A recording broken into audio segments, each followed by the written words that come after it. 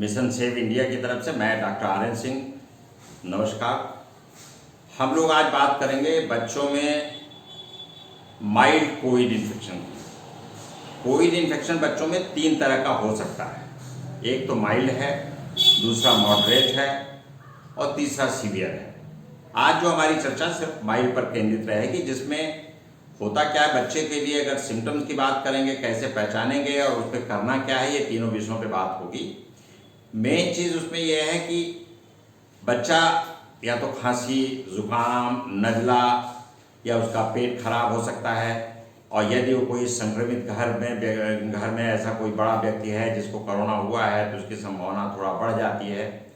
ऐसे बच्चों में हम लोगों को ये सतर्क रहना पड़ेगा, और स्क्रीनिंग से हम लोग ये जान सकते हैं। स्क्रीनिंग मतलब जो रैपिड एंटीजन टेस्ट वगैरह, वैसे तो ministry of health and family welfare ने कोई टेस्ट एडवाइज नहीं किया है, लेकिन हम लोग ये जानने के लिए क्या है कि नहीं, रैपिड एंटीजन टेस्ट कहीं भी स्वास्थ्य केंद्र से अगल बगल आसपास के करा सकते हैं। तो उसमें हमें जो करना है मेन चीज़, एक तो उसको ये जो है कि एक अलग कमरे में रखना है।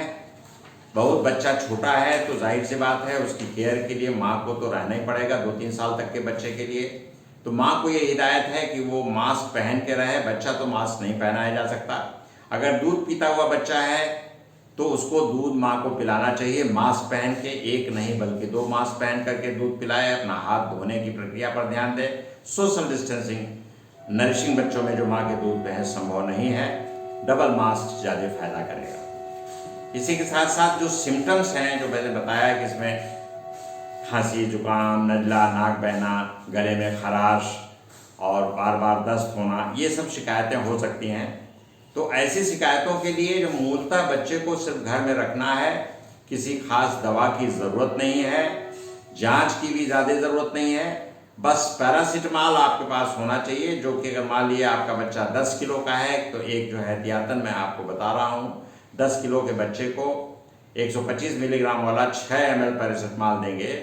और अगर ये बच्चा मान लिए 20 किलो का है, लड़का 20 किलो का है, तो उसको आधी टैबलेट पैरासीटामॉल की 500 mg वाली आप दिन में 2 या 3 बार दे सकते हैं।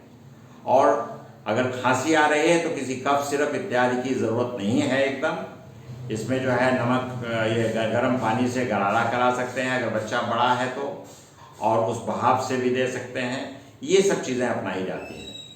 तीसरी चीज़ ये है कि इसमें हमें क्या लक्षण ऐसे देखने हैं जिससे कि हम समझ सकें कि बच्चा अब सीरियस हो रहा है या माइल्ड से मॉडरेट में जा रहा है। तो उसमें 2-3 खास बातें आपको ध्यान में रखनी होंगी। एक तो बच्चे का श्वसन दर, जैसे वो 1 मिनट में कितनी देर सांस तेज तो नहीं ले रहा है। इसके लिए बहुत सीधा सा प्रिंसिपल है। 2 महीने का बच्चा है तो 60 से कम बार सांस 1 मिनट में लेना चाहिए।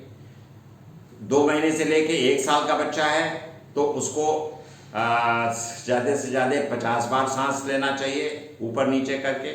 और 1 साल से 2 साल के बच्चे में ये जो है 40 साल होना चाहिए, और इससे बड़े बच्चों में 30 से कम होना चाहिए प्रति मिनट के दर से।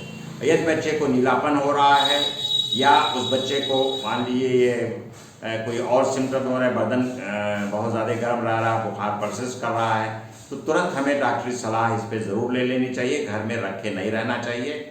इन सब चीज़ों से हम लोग माइल्ड अटैक को काफ़ी हद तक इसको ठीक कर सकते हैं।